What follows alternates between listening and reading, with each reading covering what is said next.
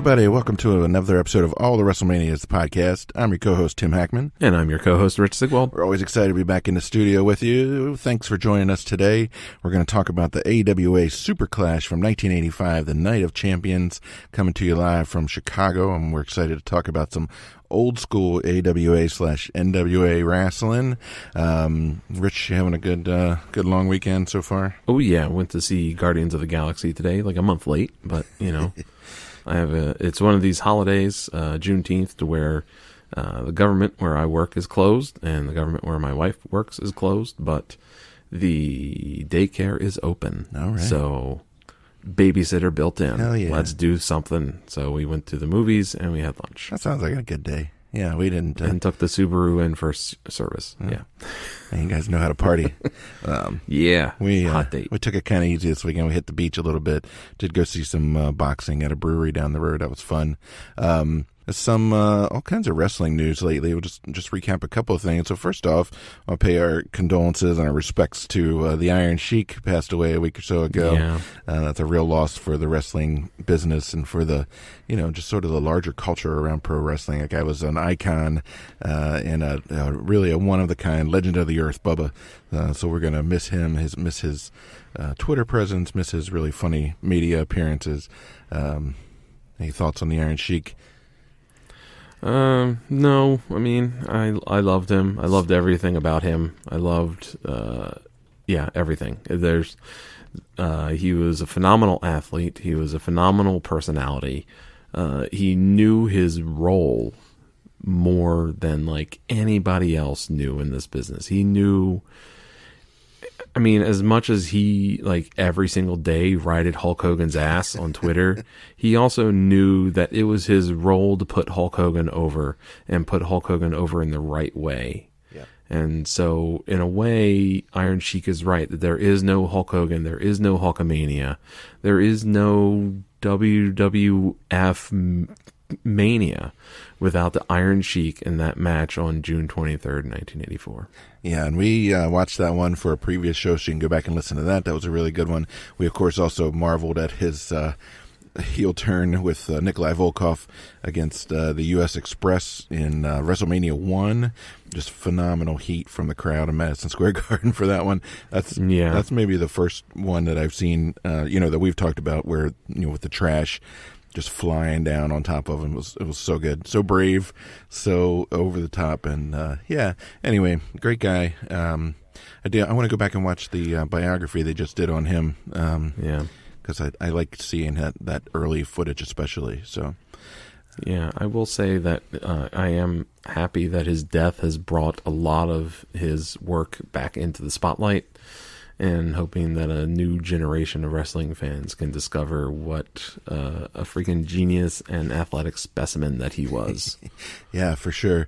Let's see what else is going on. There's a brand new AEW show. Did you watch the first episode of Collision? No. Are you going to watch Collision or no?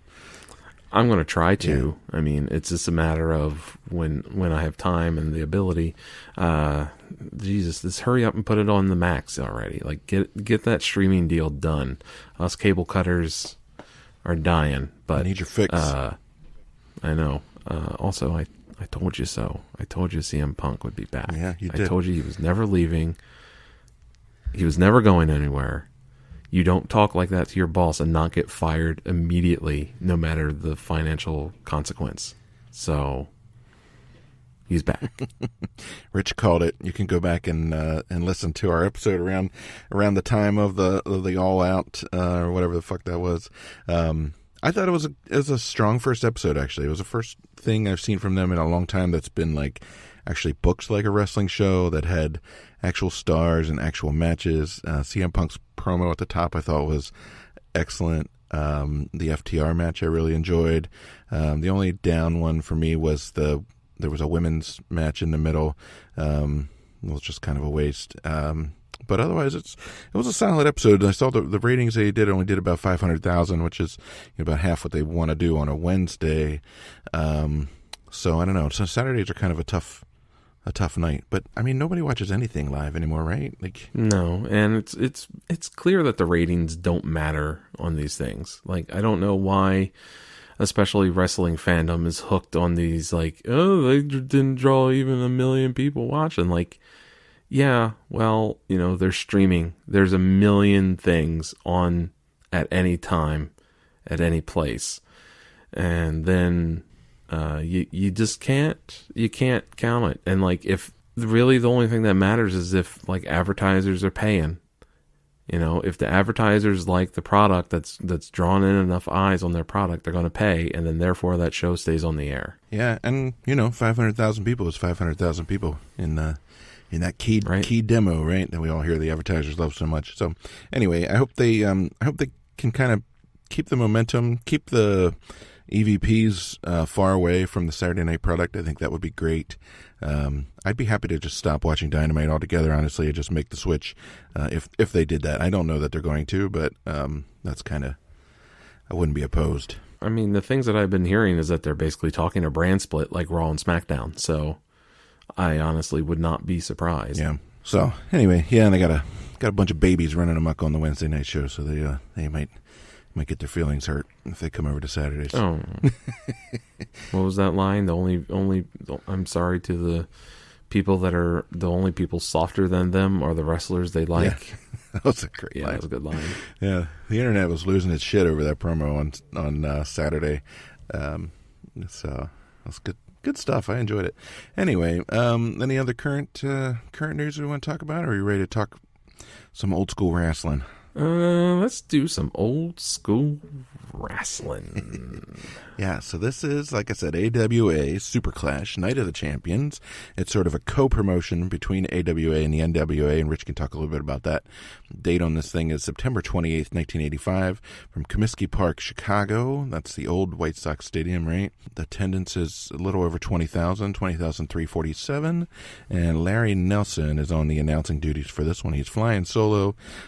So we watched this from YouTube, and it appears to be a broadcast rip from the old school, what was it called, WWE 24/7, yeah, like the first iteration of the WWE network.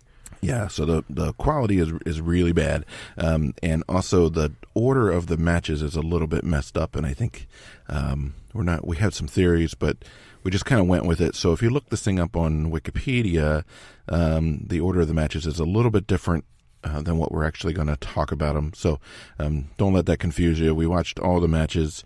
The first time it skipped, I was kind of bummed. I'm like, oh man, did it miss a bunch of these in it? But no, they came back, so not to worry. Yeah, so WWE does frequently do edits just because quality of tape might be bad or something like that, and so they'll just put in like jumping forward, and it's normally only like 30 seconds that are dropped on some of that stuff, so that's okay. The match order did get mixed up a little bit, and I suspect it's just they decided to rebook it because as we'll get to it, the Rick Martel versus Stan Hansen as a main event was a weird type of match to end the show, and like if you were live there, you'd have been like, what the hell was that? What just happened? Yeah. Oh, it's over? We just go to the car now? Okay. Yeah. So I kind of understand the copy and pasting and flipping around things to get that out of the main event spot. Though it is highly entertaining, it's not a main event. So anyways, as Tim said, that I had some historical background on this.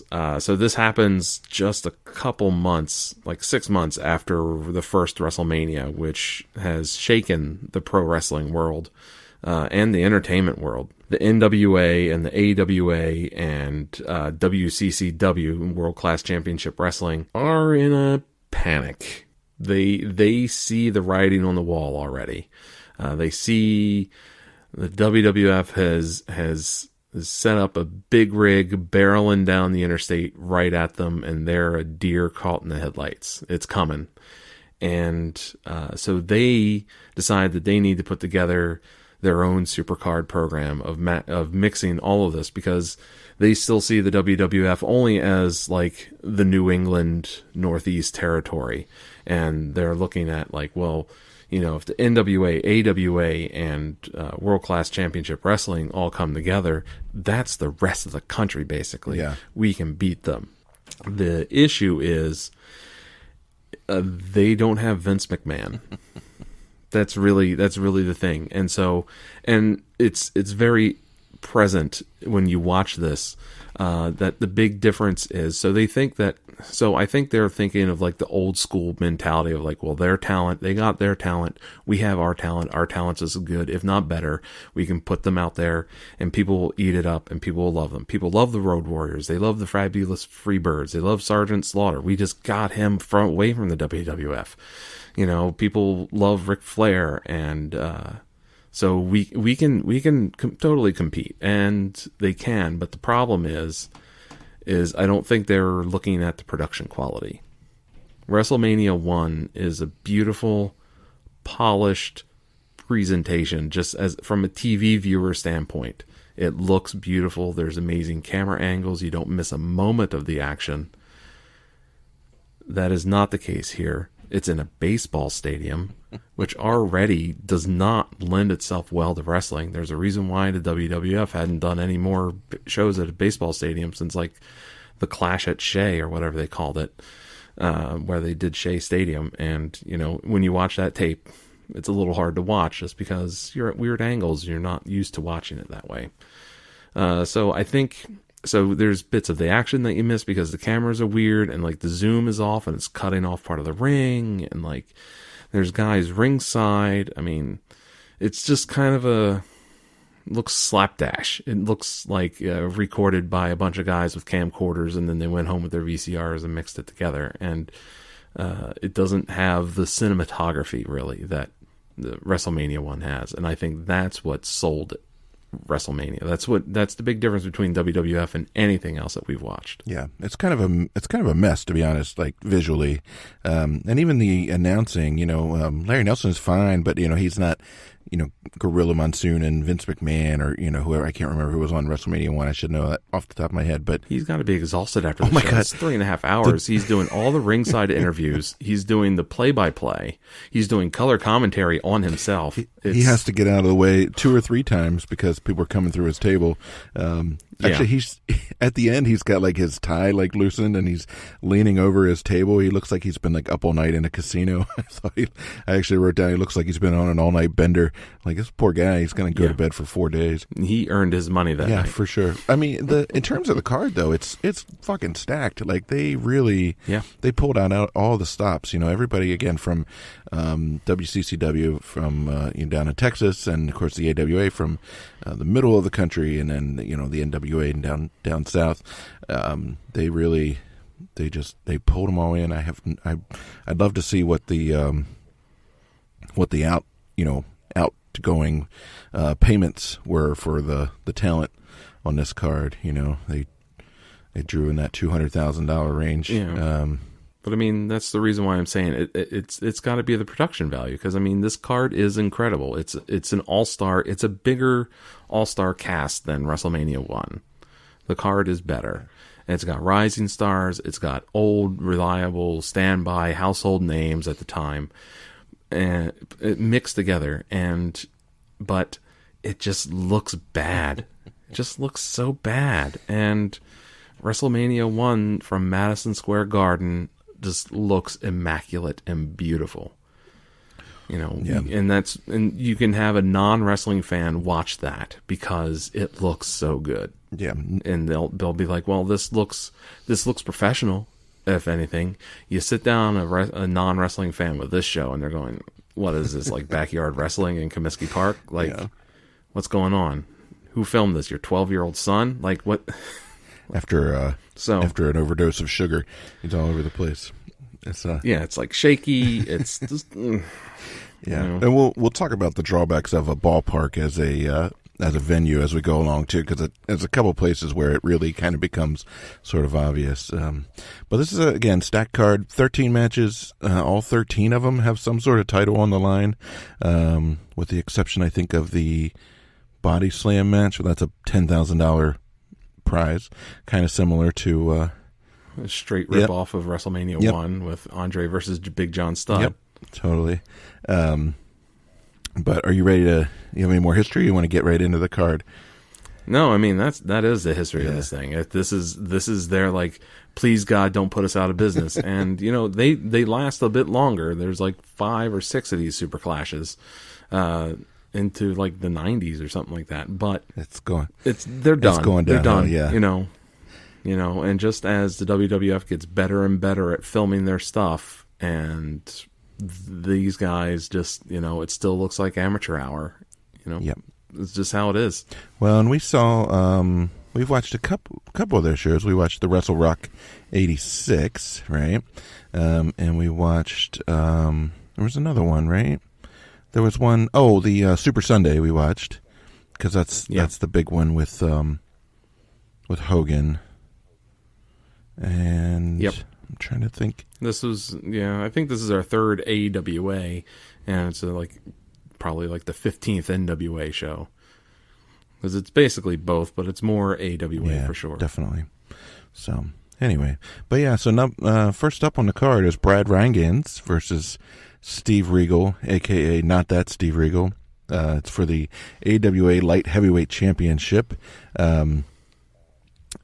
So the first thing I noticed throughout this match is that the announcer is obsessed with Steve having recently shaved his beard, and like he keeps nonstop. He keeps talking about it. He's like, "This is the first time I've seen him without that beard, and it is a tremendous difference on him."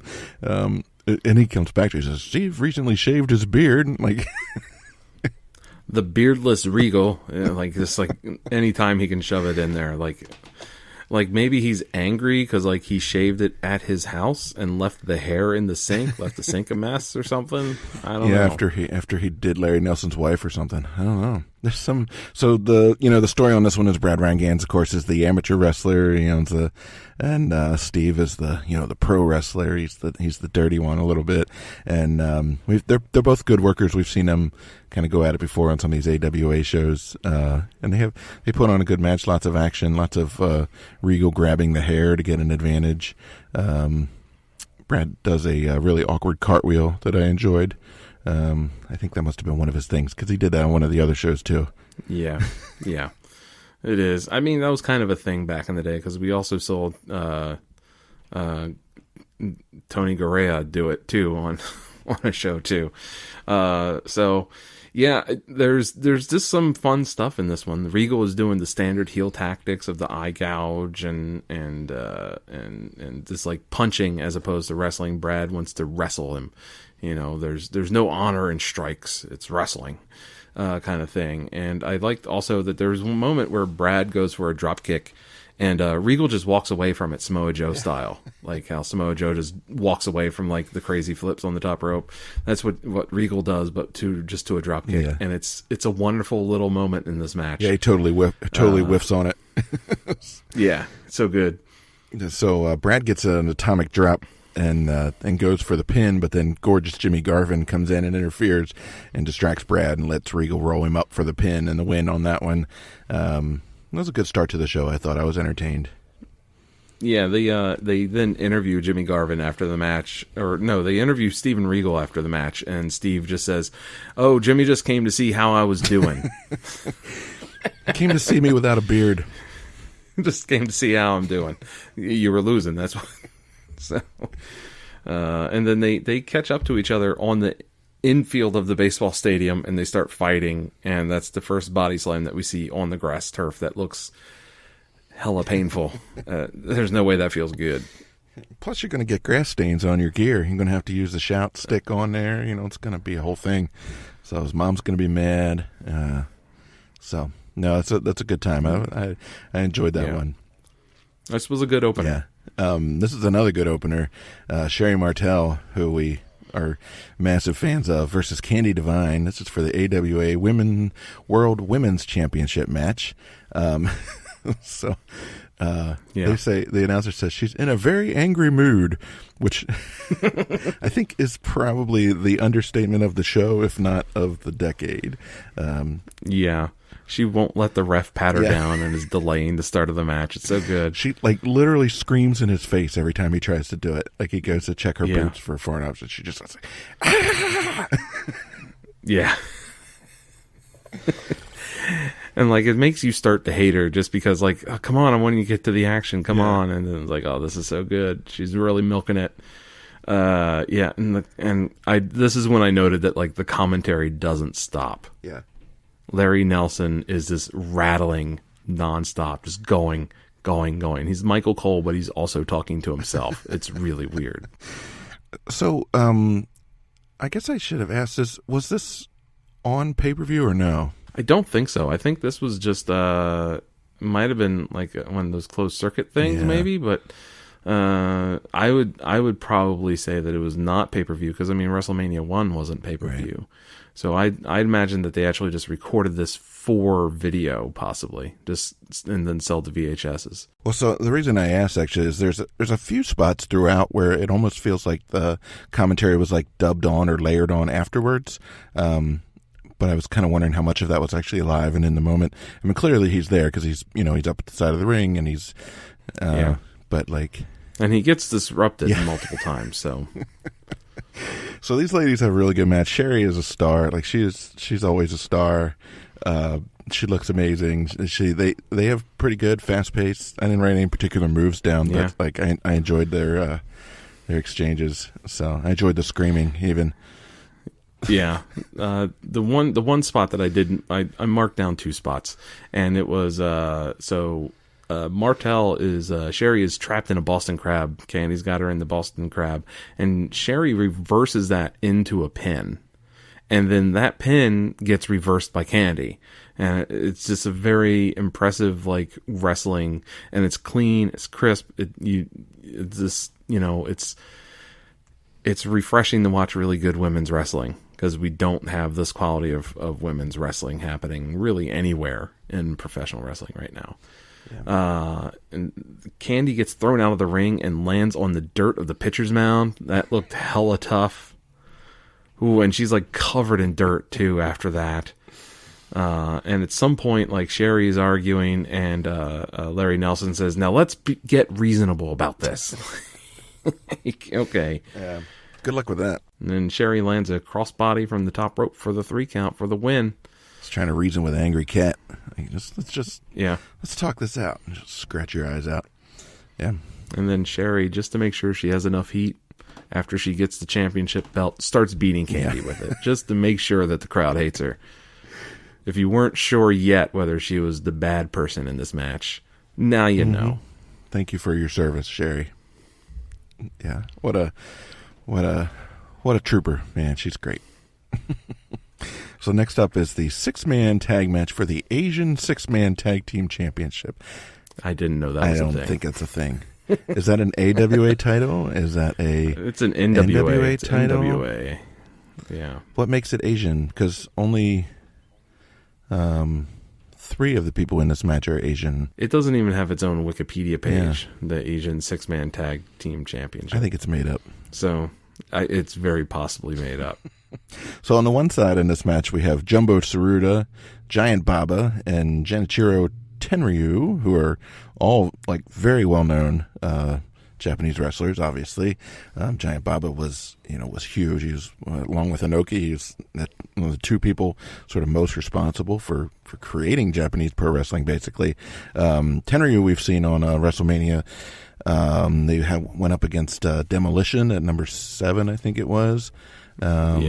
With one of his partners. Jumbo Tsuruta, I've heard that name quite a bit, but I've never actually seen him work.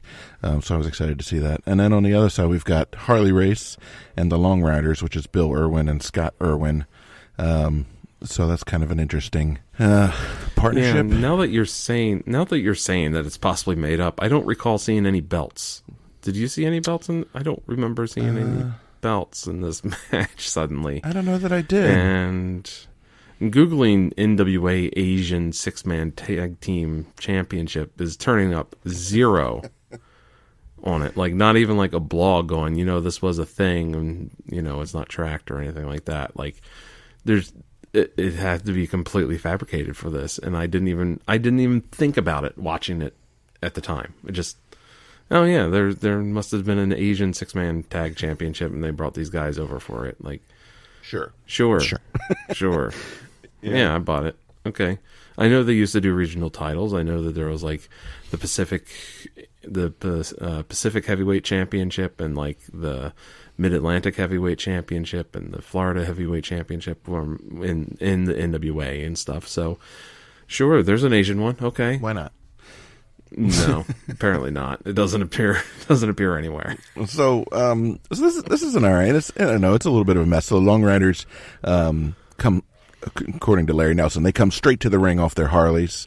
They've parked their Harleys out in the parking lot there at Comiskey. But not their partner. Not their partner Harley. They didn't ride their partner Harley to the.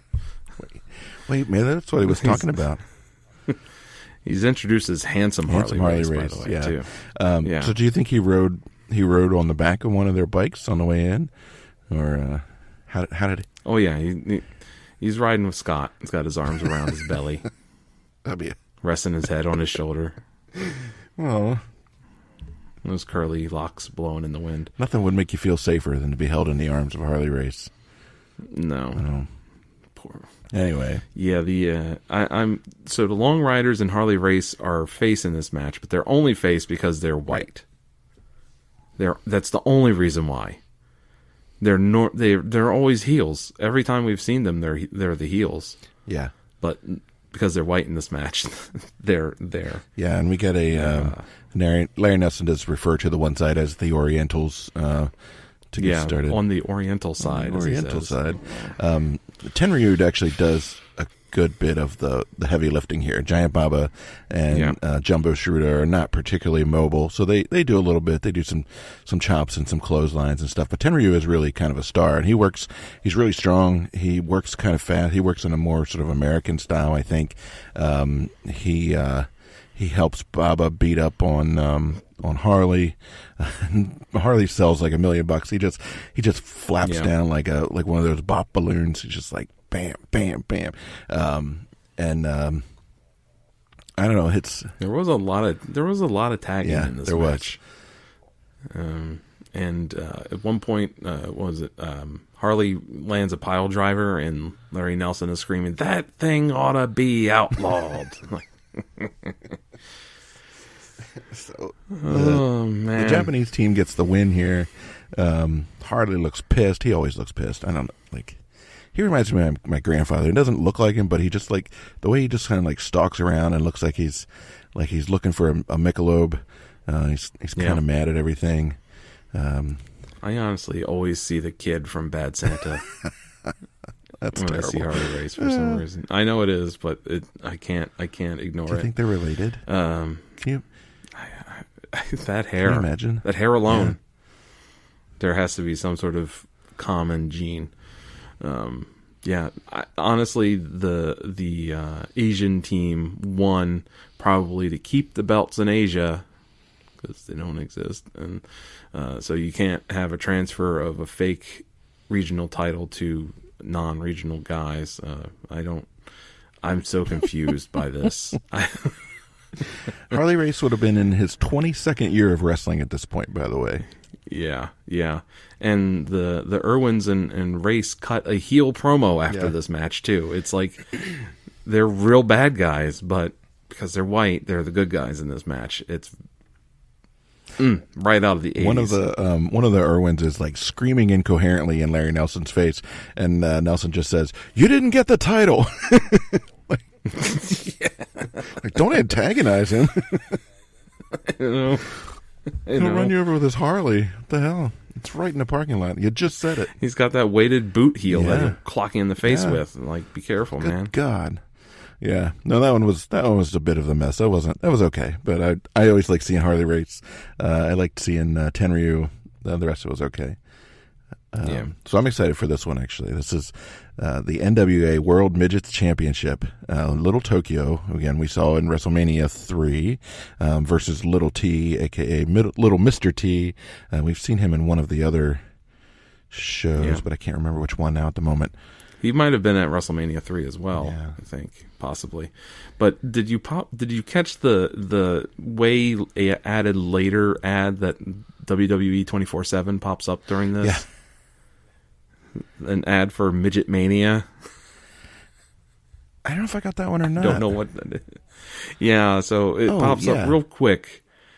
It's like, stay tuned for Midget Mania or something like that after this. Is like, what is that? Do we need to try and find that and watch that? Because every single time we see them, we are impressed. These guys work their asses off. This match is no different. Yeah, no, it's really good, actually. So I kind of wonder if Vince got the idea for, for having them at WrestleMania 3 from watching this, because, like, if we can steal ideas both ways, Right. But, so Little Tokyo, first of all, is wearing those weird, like, sandals with the wood blocks on the bottom, and yeah, they're called Geita. I don't know how he's going to wrestle in those, and they actually come off pretty quickly. And Little T looks awesome too. He's got the mohawk, he's got the combat boots, he's got the whole gimmick. Like he looks like a little Mr. T. Like it's really good. I was just looking at the history of that title, and what's the story? Reappeared in 2009, but was active until 86, and then came back at 1998 through 1999. So Little Mr. T, he's the last one to hold the belt. He eventually takes it off Little Tokyo, who has been the champion since 1983. But we have some familiar names in the history of this title. So I love the name of the very first one, and that was Sky Low Low. But Little Beaver takes it off of him in the 1950s at some point. Also from WrestleMania 3. Right. And then there's Sonny Boy Cassidy, Farmer Pete, Sonny Boy Cassidy again, and then Lord Littlebrook at one point, who we've seen. WrestleMania 3. Yeah. Little Beaver, Little Tokyo, Cowboy Lang. Yeah, we've seen him. So, yeah. Tiny Tom. And then Tiny the Terrible at one point in 1998 has it. And then there's Little Killer and then Jenks. Awesome. And then Octagoncito is the name of the last person that held the belt in 2009. And he defeated El Espantito to win it. That's awesome. That's a really hard name to say. But that's a fascinating little title. First date, first champion, 1949, Paris, France. Crazy. Yeah. So, actually, so there's I may have mentioned this on the show before. There's a federation. I think they're called the Micro Wrestling Association, something like that. Let me look that up, actually. And they did a show out in Virginia Beach not too long ago, and I had to miss it. And I since have seen the pictures from it, and I'm like, why did I miss that? Why? It looks so good. Yeah, you don't have a kid. You have no reason to be missing that kind of stuff. I know.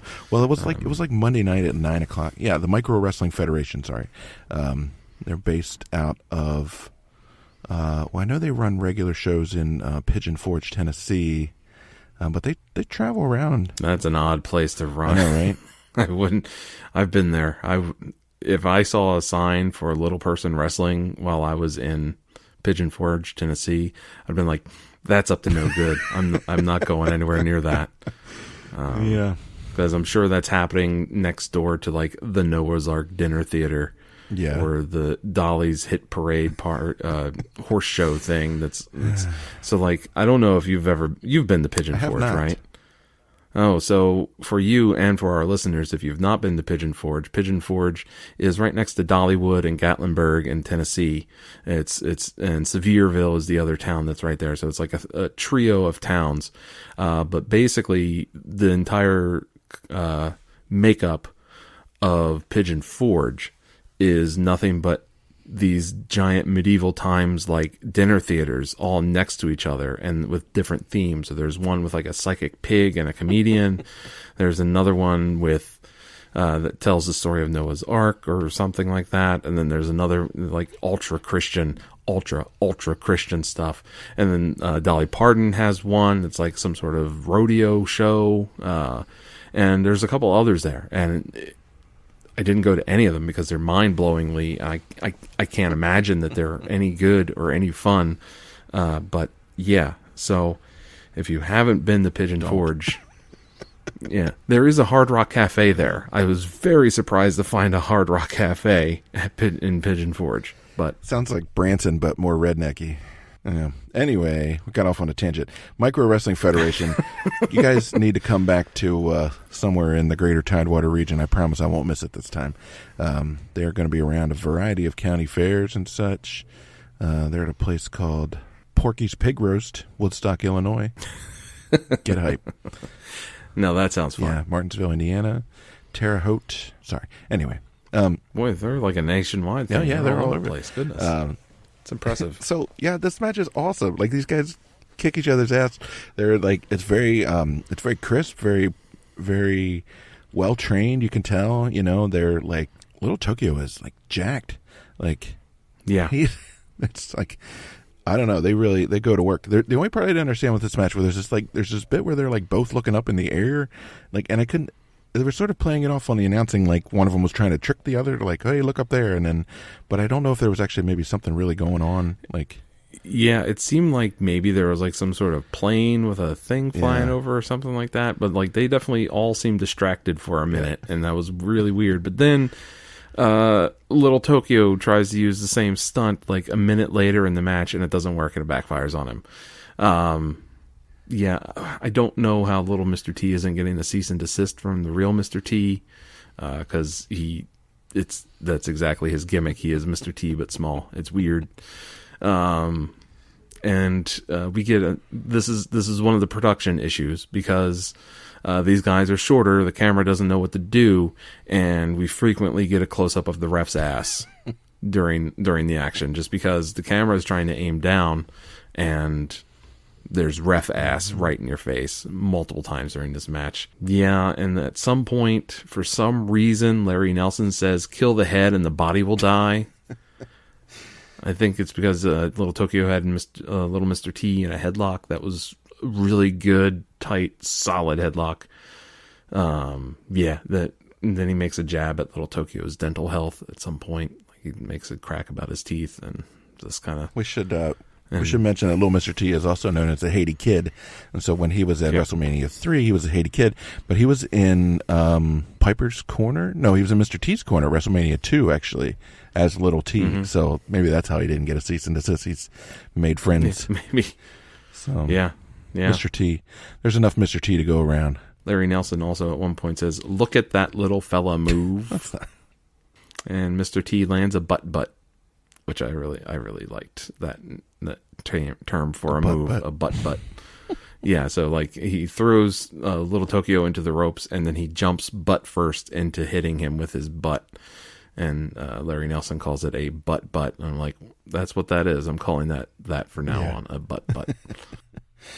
Yeah, no, it's a good match actually. Like I said, the few times we've seen, so little people wrestling on some of these specials, I've been very impressed actually with sort of the athleticism and the skill really.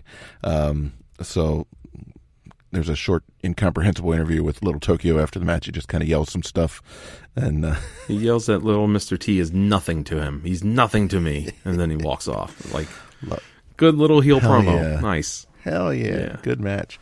Very exciting. We may have to watch Midget Mania or whatever it was called. If we can track that down.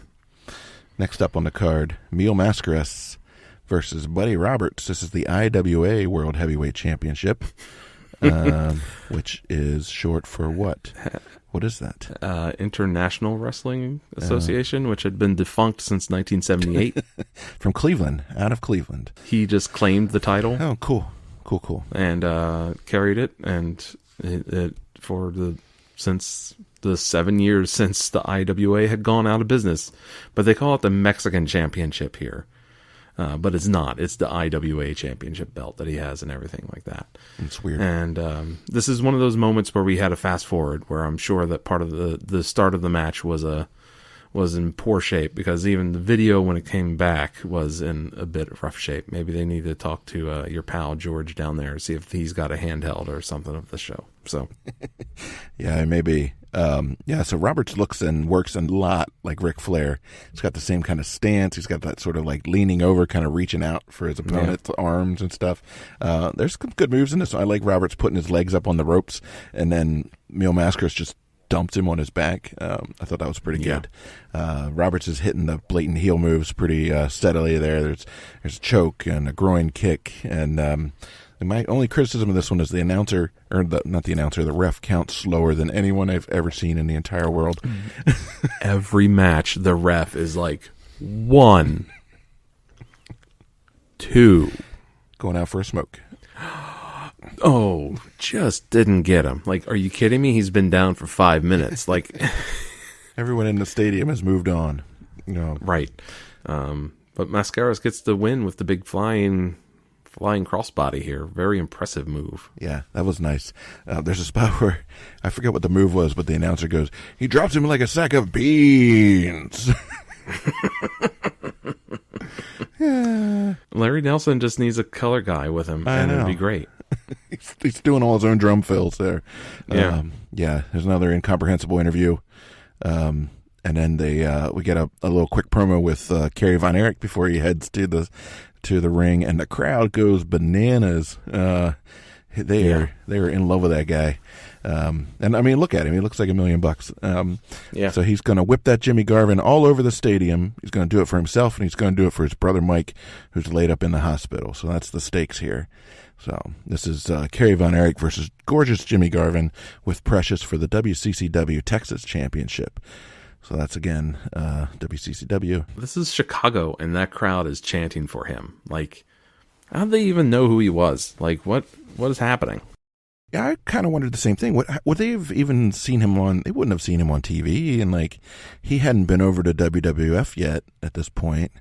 Probably not. I mean, it's got to be like tape trade or something, or he brought people up, and enough people there had drank during the previous matches to where like they're chanting that they like this guy. I like him too, Kerry. Yeah.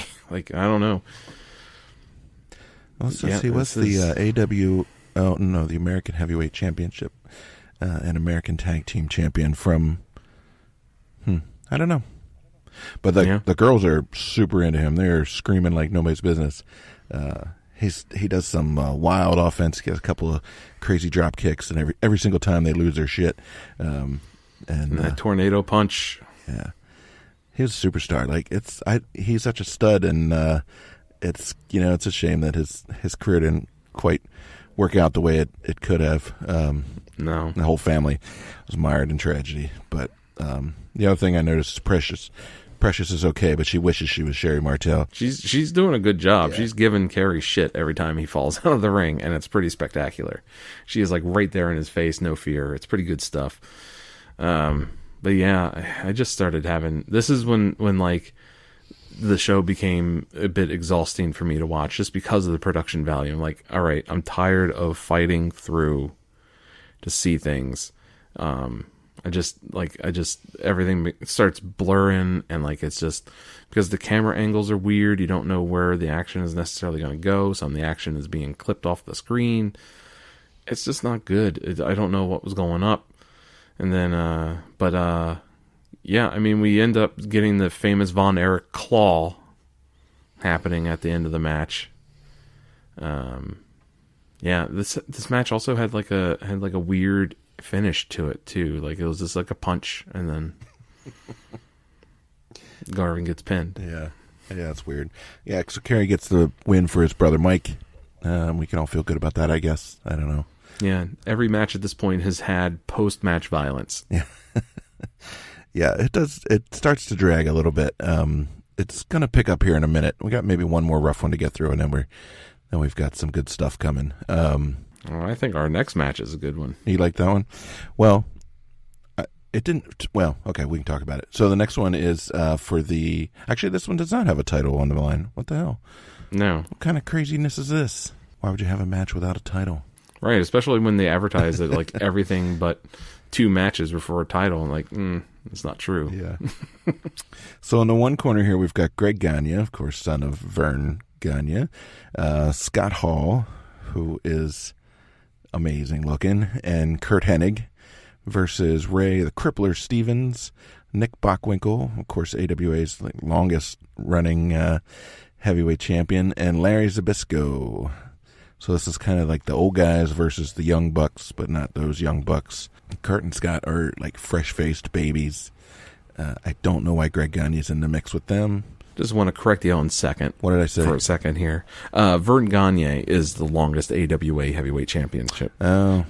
Almost 1,000 days longer. Oh, wow. Nick Bockwinkel was second, but also should note that Nick Bockwinkel only had one reign, and that reign was for 1,700 days. So, props. Does it count if you're like the champion of your own company? Like you kind of gave the belt to yourself, right? Like that's the reason why he started a wrestling company, right? Yeah, I guess. I like Nick Bockwinkel, actually. The times that we've seen him, like he's got this like I don't know. He's very smooth. He works kind of like slowly and methodically, but you can tell he knows what he's doing, and he knows like the psychology of stuff. He's got sort of that kind of classic like douchey, good looking guy thing going on, and like I really enjoy watching him the few times that we've had a chance to see him. So. Yeah, so I'm going to correct myself now. Vern Gagne was the longest reigning at 4,677 combined days through 10 reigns, and Nick Bockwinkel was 4 reigns and 2,990 days. Wow. So then the next closest is Mad Dog Vachon at 776. So, yeah, that's some intense holding of the title of your own company.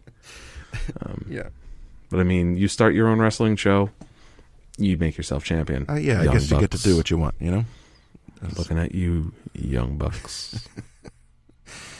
So, also, Larry Zbyszko, I hardly recognize here. He looks like Jim Belushi. And he's a stunt double. I'm sure he does his stunts. Yeah. So let's see. I don't know. So Scott Hall tags in Greg Gagne at one point, which I wrote down as like a pit bull tagging in a Chihuahua for the dogfight. It's like, yeah, if Scott Hall couldn't take care of somebody, you really think good old Greggy is gonna? Greg is barely in this match. Yeah. He's like in there for maybe like 30 seconds. But Greg Gagne is actually acting like a heel. Like he's fighting Zbyszko dirty. It doesn't play well for me. But this match is so star-studded. It's probably the biggest star-studded match on this card. It's got a lot of big names, and the announcer is in love with Scott Hall, and same. Like he's just praising Scott Hall constantly, and just like talking about how good-looking he is, and how handsome he is, and how muscular he is, how much musculature that he has, and he's just all over him. Christ, get a room, Larry. Yeah. The heels really made this match so good, especially Nick Bockwinkel. He's stalling, he's gouging the eyes, he's doing things behind the ref's back, and it's just classic heel Nick Bockwinkel. It's wonderful. Yeah, I like the way he wrestles kind of reinforces his personality. He's the arrogant guy, he's full of himself, and just the way that he moves and puts moves on people in the ring, like fits it 1,000%. It's like it's seamless, like it's not like he's trying to be one person out of the ring or in his promos and then wrestling a completely different way. He is that guy through and through.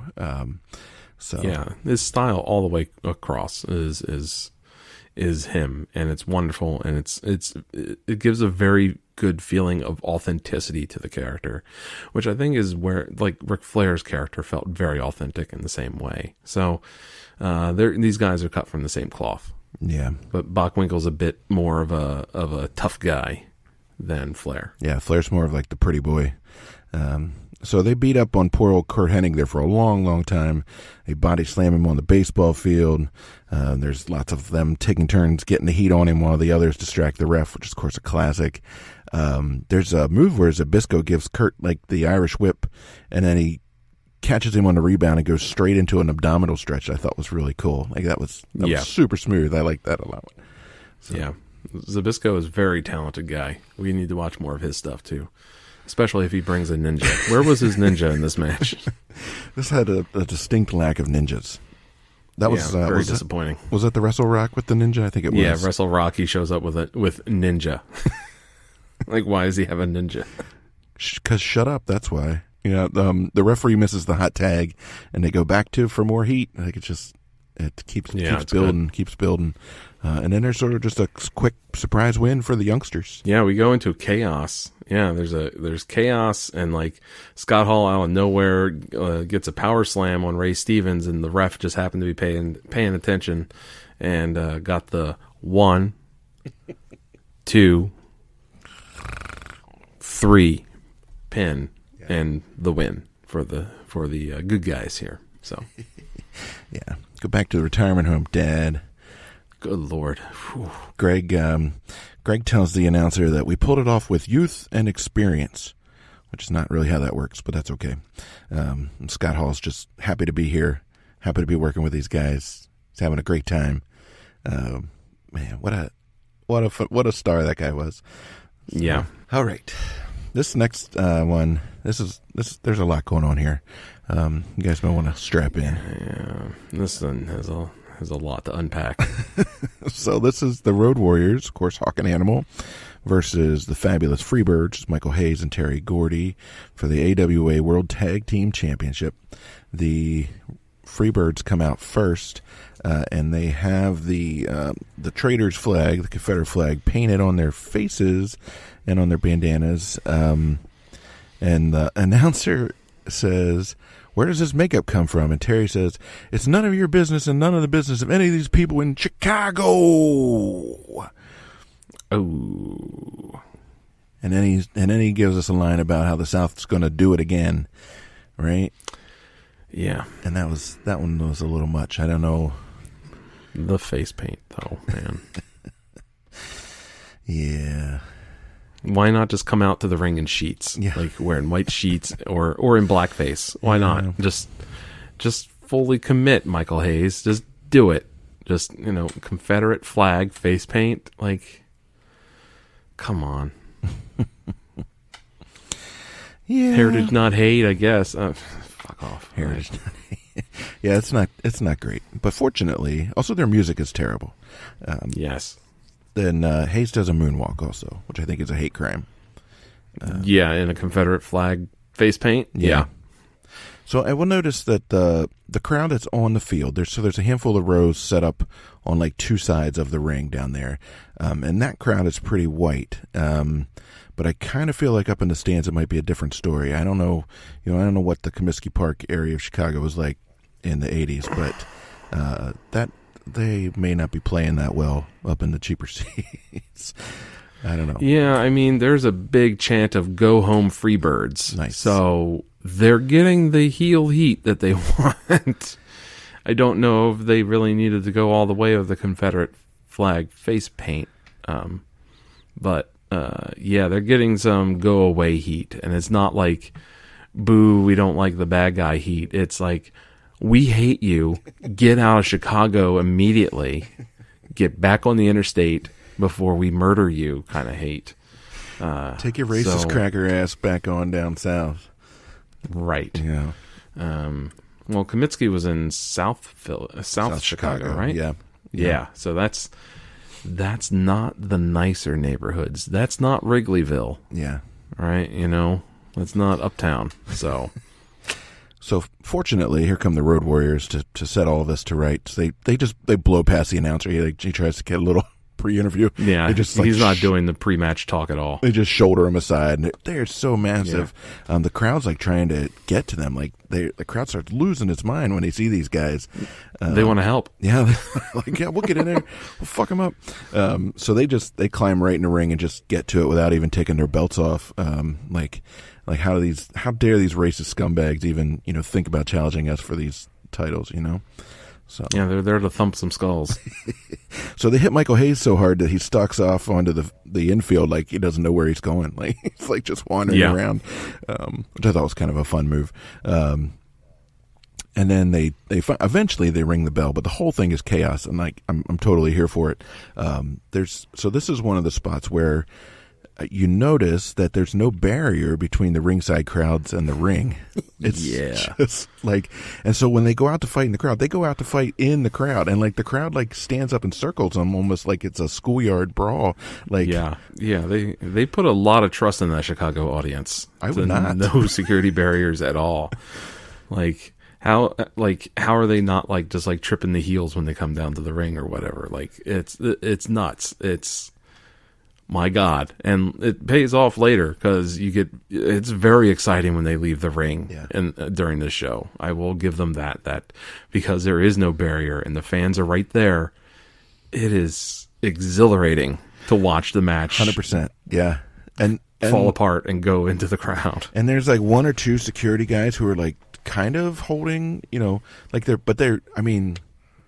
not doing anything. It's really the crowd is kind of holding the circle itself, like they're keeping the perimeter, and it's almost like they're in on it, but they're clearly not. Like I don't know, these guys just wail on each other for how long was this thing? It's not that long. No. Let's see, 14 minutes all told.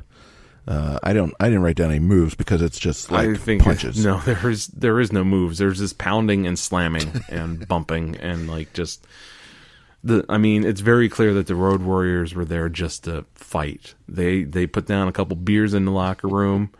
I'm sure the Freebirds came over like, so what are you thinking about doing tonight? What do you want? Fucking kick your ass. That's what we're gonna do. What a rush! Like that's. How about this? We go out there and we beat the holy hell out of you for 14 minutes. And we call it a night. And then we get like a super bullshit win. Yeah. For the Freebirds. The Freebirds steal one, and they run off with the belts, but the crowd is like showering them with trash and cups. Oh and, my God. They're heading for the dugout, like their lives depend on it, which it probably does. And the Road Warriors are still in the ring. They're looking kind of pissed. Fortunately, Vern Gagne, longest reigning AWA heavyweight champion, which I just learned, comes out and reviews the instant replay like it's fucking Sunday Night Football or whatever. So it reverses the decision. You're on the right track. So I'm pretty certain that that's what this gimmick is that Vern is playing off the fact that the NFL had just installed instant replay in the football season that had just started. And so interesting. He's like, we're going to go to the replay, and they reverse the decision off the replay, and it's totally like the NFL kind of thing.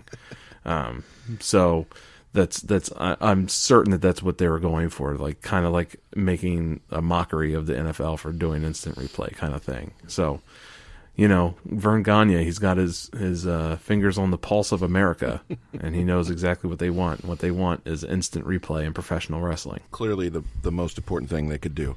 So they reverse the decision. They give the belts back to the Warriors. So it's a Dusty finish, and Dusty's not involved. But that was Where fun. is Dusty Rhodes at this point? Why isn't he on this show? Yeah, I don't know. There's some weird NWA like big time talent missing from this card, believe it or not. Yeah. Well, the rest of the Horsemen. Where's Tully? Yeah. Tully Where's and Tully? Arn. Where's Arn? Where's Ole. everybody? Yeah. Yeah. That was good. If you're gonna maybe watch one match from this card, I would watch that one for sure. It's a good one. Next up is another 6-man. This is the NWA World 6-man Tag Team Championship. This is the Russian team on one side. Now that's Khrusher Khrushchev, aka our good old buddy Barry Darsow, Ivan Koloff, and Nikita Koloff, versus Crusher, Dick the Bruiser, and Baron von Raschke on the other side. So the Russians are all color coordinated. They got matching headbands. They look scary as hell. They even have matching goatees. They insult all Americans, all stinking Americans. Yeah. And there's a really nice sign alert that says "Kill the commies" with like a hand painted hammer and sickle on it. Love it. Like the creativity. Yeah, there's some interesting cultural things happening in this match. The match isn't very good. No. But so we've discussed Khrusher Khrushchev before on here about how his storyline is supposedly that he was like brainwashed into being a communist. But in this match, he's introduced from Russia, and he talks with a really bad Russian accent before the match and stuff. So I don't know how true that whole gimmick is, and like I don't know if he's changing it from town to town at this point. Maybe just trying it out. But there's also a moment where the crowd cheers for German goose-stepping von Raschke because they hate Russians more than they hate Nazis at this point. Because, I mean, that was Baron von Raschke's gimmick, I'm pretty sure, was pretty much that he was a Nazi, but he's playing face at this point because he's an old timer that's come back, just like Dick the Bruiser and Khrusher. So yeah, it's weird. It kind of like broke him out of the mothballs. He's really tall, but he has like no physique, and he does that like chasing Khrusher around with a claw, which is kind of like maybe worked in a previous generation, but here just sort of corny, honestly. Yeah. So the Russians steal one, and there's a pretty audible bullshit chant from the crowd. I appreciate that. Lovely. Yeah. Thank you, Chicago. There's not much else going on in this match.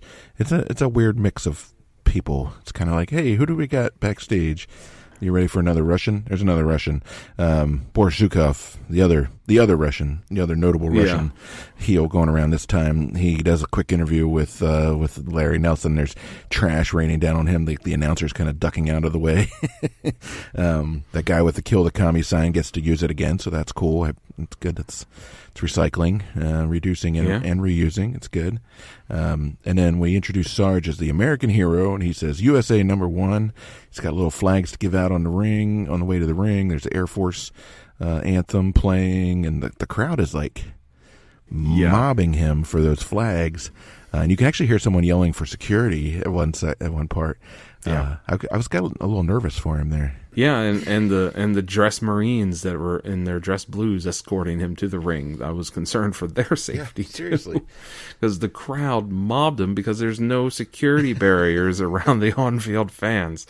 So Sarge is mobbed immediately. I don't understand why. Sergeant Slaughter is supposedly a Marine, but he comes out to the Air Force song, "Off we go into the wild blue yonder." Oh, what's going on with your gimmicks there? Come on, man. Come on. It's all over the place. Yeah, I mean, you can get a recording of the Marines hymn, man. Yeah. Just use that. It's fine. I mean, but he is pretty much the only one on the show that comes out with theme music. That's true. Well, except for the Freebirds. They have some shitty music. Yeah, and Kamala comes out with music, too. Yeah. So, but Slaughter, he's pretty much, it's not being used a lot, the thing. And then this match was pretty good. Yeah. But the opening is this chaos again because there's no protection from the fans. So yeah, this is Sergeant Slaughter versus Boris Zhukov for the AWA Americas Championship. And they get right to it. They have a hell of a brawl. Slaughter gets some color supposedly from Zhukov having a foreign object in his elbow pad and just bleeds all over the place. Eventually, Zhukov gets DQ'd after he won't listen to the ref, and Sarge hawks up. He does an actual hawk up, like he does the shaking, and he does the like smacking himself in the forehead thing, and then they go out into the crowd, which again just seems incredibly dangerous. And that's pretty much that one. So here's another made up championship. So the America's Championship. If you look at it, it seems pretty much designed to give Sergeant Slaughter a championship belt because he's jumped back over from WWF. So initially they give it to Larry Zbyszko just so that Larry Zbyszko can be beaten by Sergeant Slaughter for the title. And then Slaughter holds the title until he leaves the AWA to go back to WWF. And lo and behold, the title's deactivated when he leaves. Yeah. It lasted from 85 to 86. You're just making up championships. Why not? The Asian six-man tag championship. The America's Championship. Just make it all up. So in his post-match interview, Sarge gives a shout-out to G.I. Joe twice. He says G.I. Joe by name. Yeah. And he even says Yo Joe. He's getting those sweet cross-promotion dollars in there. He knows where his bread is buttered. Like, he knows where the real money's coming from, and he's got that guttural voice, and he says that he's here to clean up America from trash like you. Like, yeah. And he's covered in blood, too, during this, too. So that's good. I'm sure that's great marketing for the kids. Sergeant Slaughter covered in blood saying, Yo, Joe. It's hey, war is hell. It's the bloody, it's the Sergeant Slaughter bloody variant. It's actually worth a lot more if it's still in the package. Yeah, no, he looks amazing. He looks like $1 million. He looks like a baby face. I'm sure he's probably pretty old here already. He was always an older guy to begin with.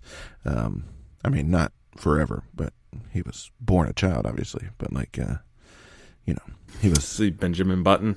Yeah, he started wrestling later, I believe, in life. So yeah, he was 37 at the time of this match. Yeah, that's kind of old. Slaughter, yeah, right, 37.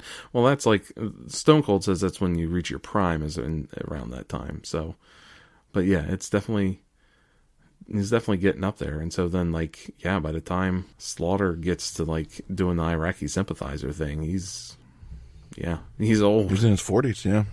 Yeah. So I try to imagine myself doing any of that shit. Like, no thanks. So we got a little quick interview with the Sheik and Kamala, and also Jerry Blackwell. Blackwell's built from Stone Mountain, Georgia. I don't know who did it first, though, him or Jake the Snake. Maybe they're both from there. Maybe they're brothers. This is Jerry. So they don't call him Khrusher here. Wasn't he Khrusher Blackwell? But they don't call him that here. He becomes Sheik Blackwell at some point too. Oh Lord! Eventually aligns. Yeah, so he was also Khrusher. Yeah, Khrusher Jerry Blackwell. Well. So yeah. He anyway. So he's Tim versus Kamala with Sheik Adnan Al-Kaisi. It's a $10,000 body slam match. They wasn't the WrestleMania one $15,000? Yeah, in cash. Yeah. So they went in a duffel bag. They went budget. They went low budget. This is a personal check that like they get the fake promoter, whatever his name is, to hold up. It's like, this is low budget. This is real low. Yeah. This is we already know that neither one of them are getting that check. That check is not real. Yeah, you might get a dozen chicken wings for winning this one. That's about it. But so actually, I tuned down a little bit here and I didn't see what happened. I heard Larry Nelson refer to Kamala repeatedly as a thing. Like, look at that thing. Yes. And then look at that paint. Look at that thing. Yeah. Sheik starts off the match by singing the Arabian national anthem. I did a little research. Is that a country? Well, I mean, at this point, it's already Saudi Arabia. But the song that he sings is not the Saudi Arabian theme national anthem. And since the Sheik is actually from Iraq, it was not the Iraqi national anthem at the time either. So I'm again, he's making it up. I'm 99% sure that he's just making up sounds and singing it. Or he's singing like Old MacDonald Has a Farm in Arabic. Like, yeah.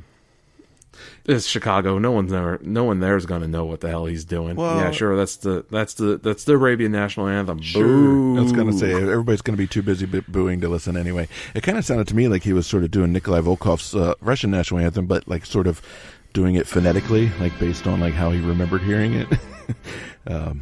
Which would be I could see that. Which but like would be how I would sing it. Like,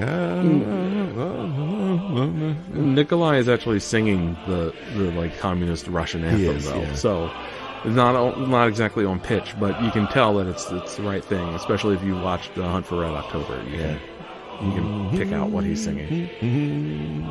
I think I had a good anthem actually. I like that. Yeah.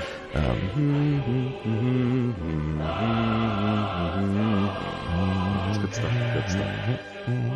Communists, they knew how to write a tune, man. Yeah, that's for goddamn sure. Anyway, but so who gets the actual body slam here? Was it? Blackwell slams Kamala. So I mean, there's this like horrible like this one, the racism that's happening against Kamala. I feel bad kind of for him, even though like it's the gimmick and he likes the gimmick and like that's his thing, but like. Then they're also, the announcer keeps saying that Kamala and Blackwell weigh roughly the same, and I'm like, are you blind? Are you really blind? Like, Blackwell easily weighs 100 pounds more than Kamala. There is no way. There's no way that Kamala's winning this match. Like, I guarantee that they saw Andre versus John Studd on WrestleMania 1. They're like, we need to do that. Who are the two fattest guys we got on our roster? And like, I don't know, Kamala and Blackwell. Let's do it. But like, they're nowhere near in size. Like, at least John Studd and Andre were kind of close to each other, and at least weight wise. Andre was taller, but you know, these two guys are not. Nowhere close to it. And so it's immediately like Kamala's never picking Blackwell up. You know who's going to win this match from the very beginning. Yeah, and they beat up on Blackwell after the match, and it gets broken up by Baron von Raschke again with a baseball bat because he's a Nazi, and that's better than being from Africa, I guess. Yeah, I don't know. Yeah, it's better than being black. I always like Kamala's gimmick. I know it's problematic, but like I always like when he like slaps his belly. Yeah, he does it in this match too. Yeah, and it's great. And like he's like, I don't know, that means he's going to battle or something. Yeah. This match actually was pretty good. I found this match very entertaining.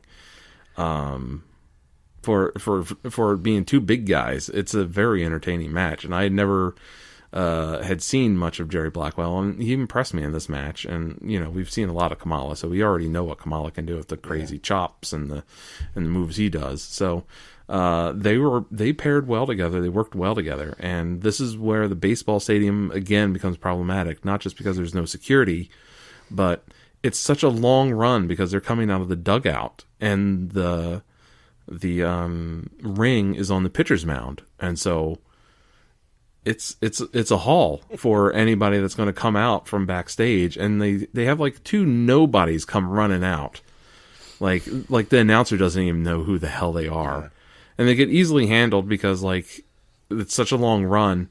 You can actually see like Sheik and Kamala stop their beat downs on Blackwell, just see, okay, how close is he? He's almost here. Okay, but then eventually, you know, Baron runs out with a baseball bat, and still, it's Baron. He's old, and it's a long run, so it's not really a real hustle. So, yeah, but poor Blackwell gets roughed up at the end here, and we never see him get the check either. Yeah, I'm guessing they stiffed him on that one. Oh, for sure. All right. So we're getting down close to the end of the card here.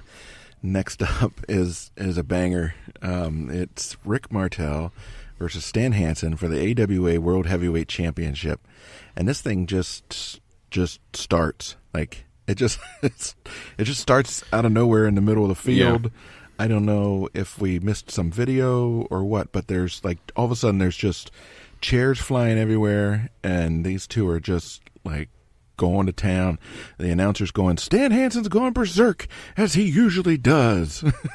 Yeah. Stan Hansen has gone Stan Hansen. Yeah. So like he's just like storming towards the ring, and he's fighting through the crowd. He doesn't care that there's crowd members around. And there's this, everything is so freaking stiff and strong. Like, oh, God, Martel's gonna have to soak in the hot tub after this one. And there's chairs flying. Like, he's literally just throwing hard plastic chairs at Rick Martel, and I don't. There's no way to describe this match besides it is not a wrestling match. No. It is utter chaos and a brawl, and it's a one-man bar brawl.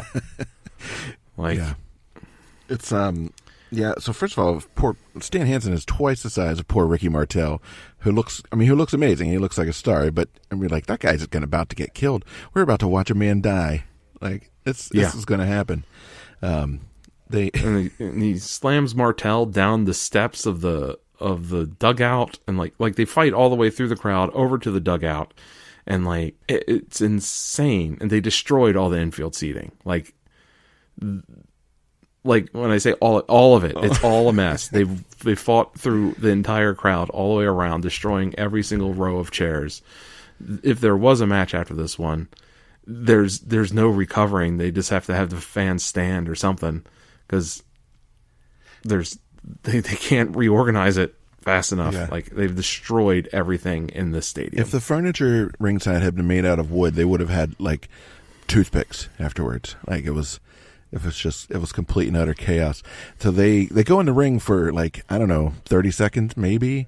The official time is 2.5 minutes. 2.5 minutes of this match. Long enough. It's easily 20 minutes of the actual video.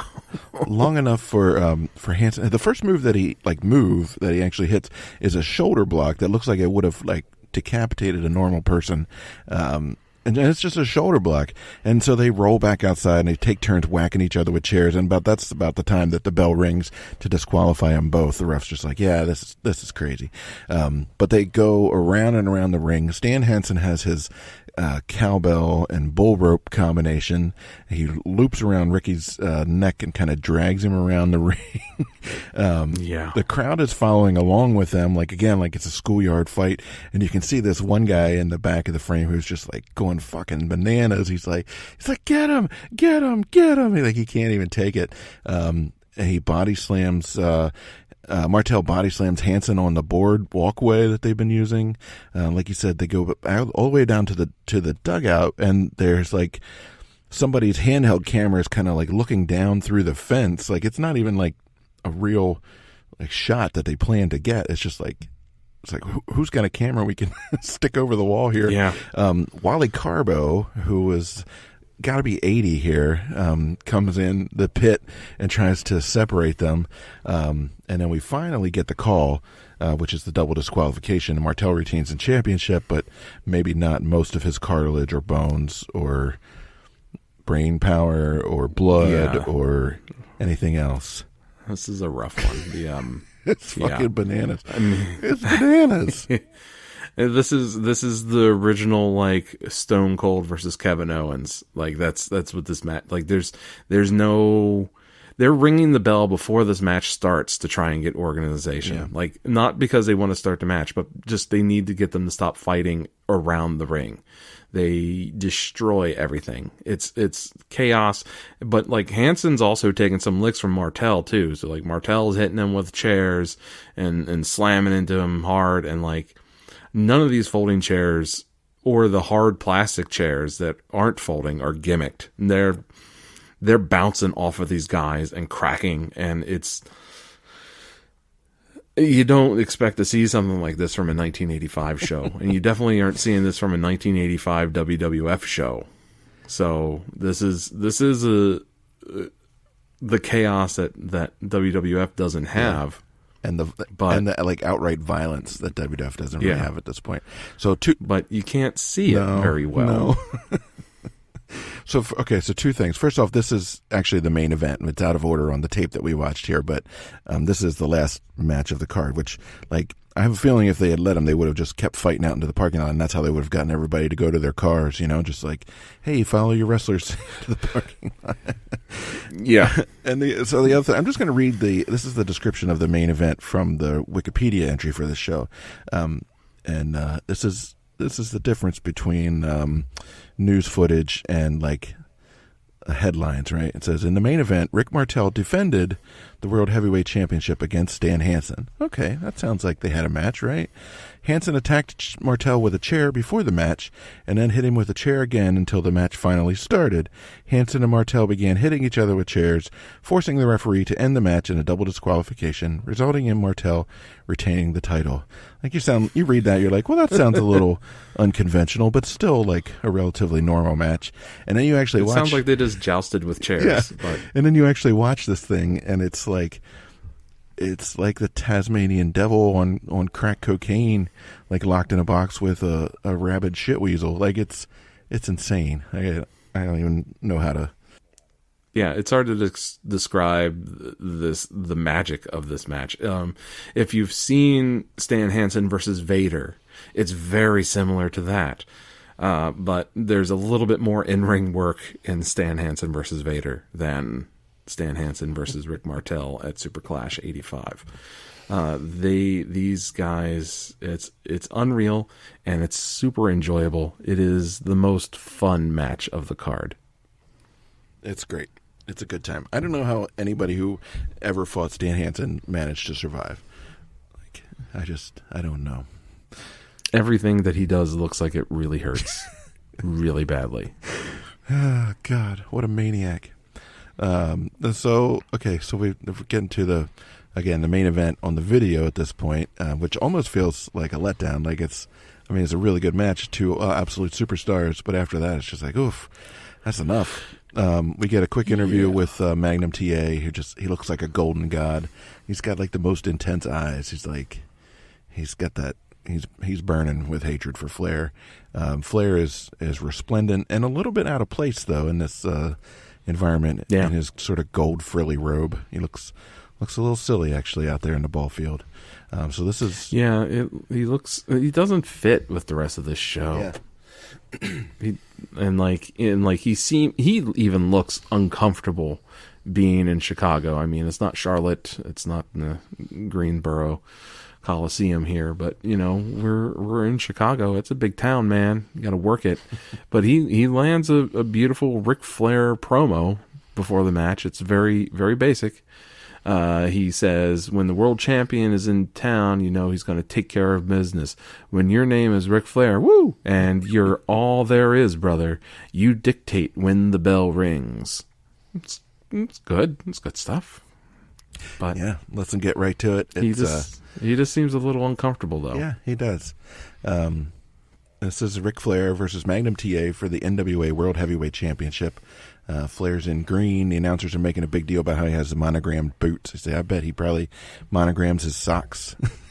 That's such a good line. Yeah. I like that one. Magnum's wearing these really cool red and white wrestling boots that look like cowboy boots. They look badass. I like it a lot.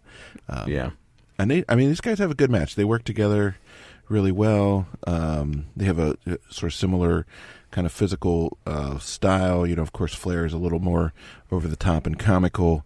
The first kind of big exchange is Magnum getting the figure 4 on Flair. Flair is selling like crazy, as he always does. So good. Oh God!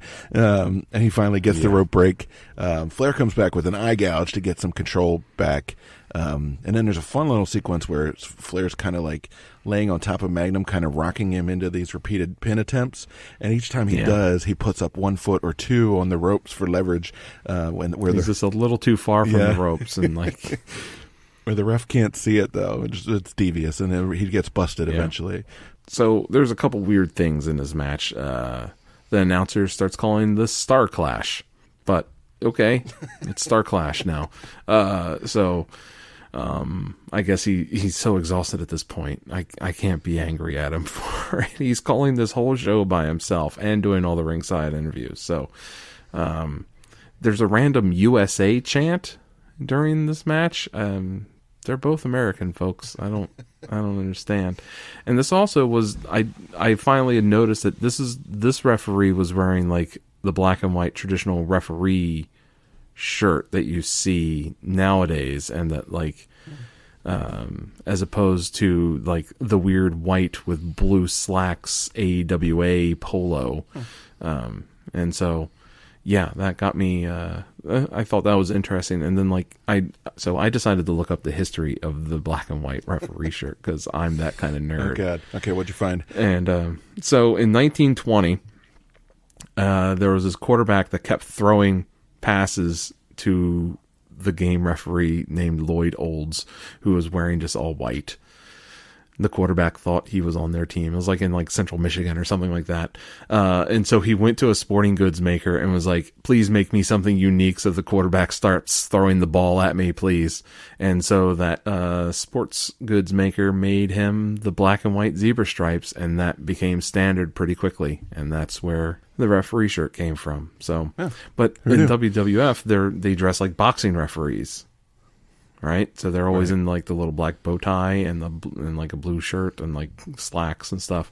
But here in NWA, it's like it's the NWA is trying to look like a sporting event, while WWF is trying to look more like an actual like combat sports, because that's what you're familiar with, the look of boxing referee. So, this match disappointed me some. It wasn't quite what I wanted. I felt like it was like maybe like the first time that these guys wrestled together. It was a good match, but I think if they worked together more, if we might be able to find like another match of these two guys, it's going to be a lot better of a match. I don't know. I was just kind of let down with this. Yeah, maybe we should do that. Maybe we should look around and see what other Flair versus Magnum matches we could find.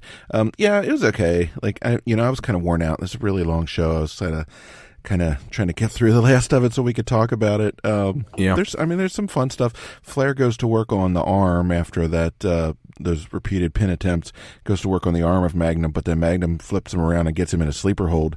And there's kind of a fun spot where Flair like collapses to the floor while he's or to the mat while he's in the sleeper hold. You're like, oh shit, did he just pass out? But no, Magnum actually tries to pin, and Flair gets his foot on the ropes again. And that's about the time that Flair gets some color, and he backs up in a boxing stance. He's kind of doing the come on, and so Magnum takes it to him, and Flair's blood's going everywhere. And he Magnum kind of takes a step back so Flair can do his face bump, just every time, gets out of the way of it. Yep. I told.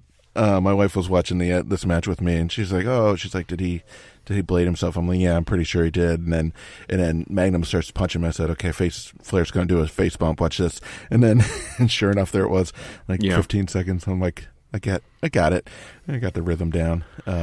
Yeah, it seemed like Flair bladed himself and he couldn't get enough blood going, and so Magnum you could see Magnum with the middle finger knuckle out, landing real punches right on the cut, and that still didn't get too much going. He's trying to help. So I guess he might have hit. He's trying to help. Might have hit some scar tissue or something. Yeah.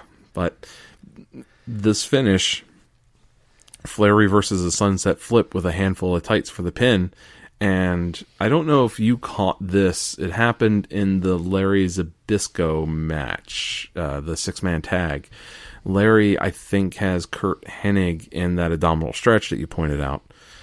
It gets broken by the ref because Larry grabs the tights to maintain the hold. And the very first time I've ever seen holding the tights enforced as a rule, like a real rule.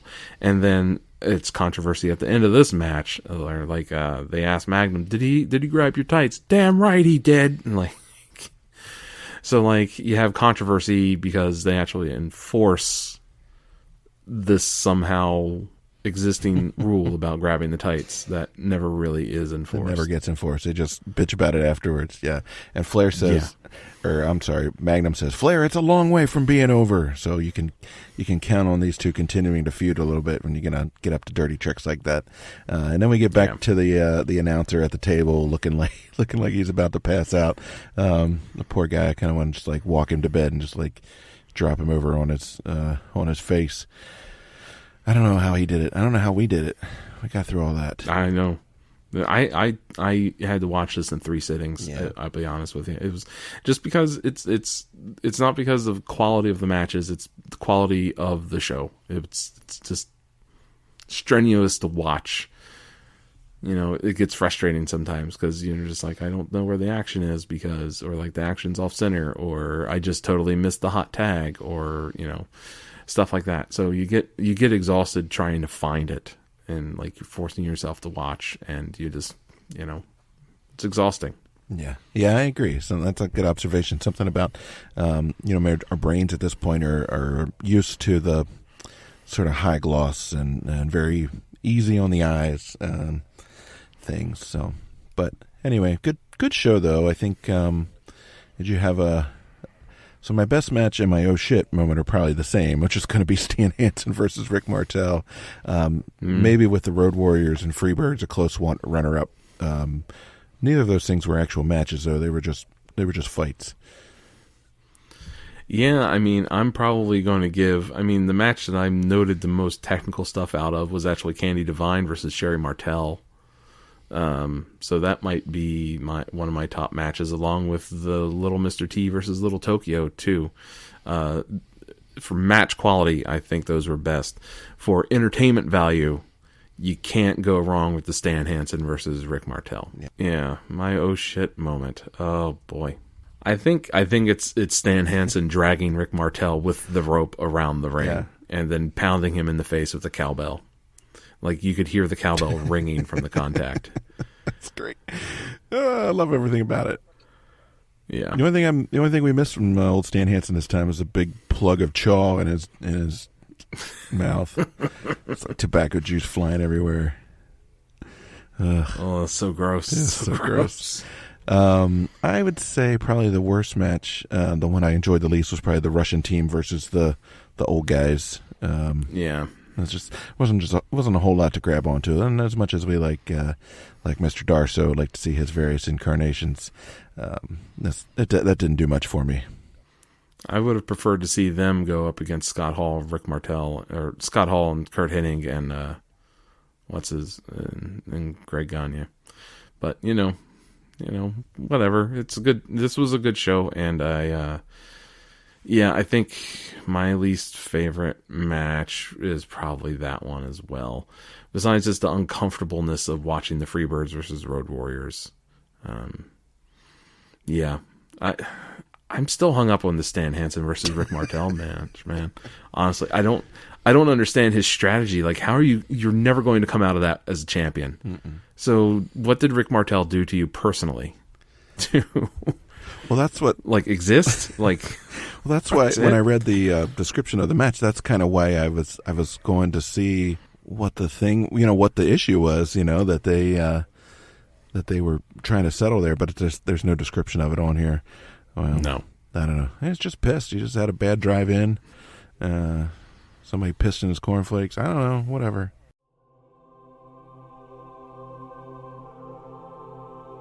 So as we always do, we like to wrap up by paying tribute to the men and women that we've seen who are no longer with us. So our in memoriam for the AWA SuperClash 1985 includes Sherri Martel, Candi Divine, Buddy Roberts, Scott Hall, Curt Hennig, Ray Stevens, Nick Bockwinkel, Little Tokyo, Jumbo Sharuda, Giant Baba, Harley Race, Scott Irwin, Kerry Von Erich, Yvonne Koloff, The Khrusher, Dick the Bruiser, Jerry Blackwell, Kamala, Road Warrior Hawk, Road Warrior Animal, Terry Gordy, Wally Carbo, and announcer Larry Nelson.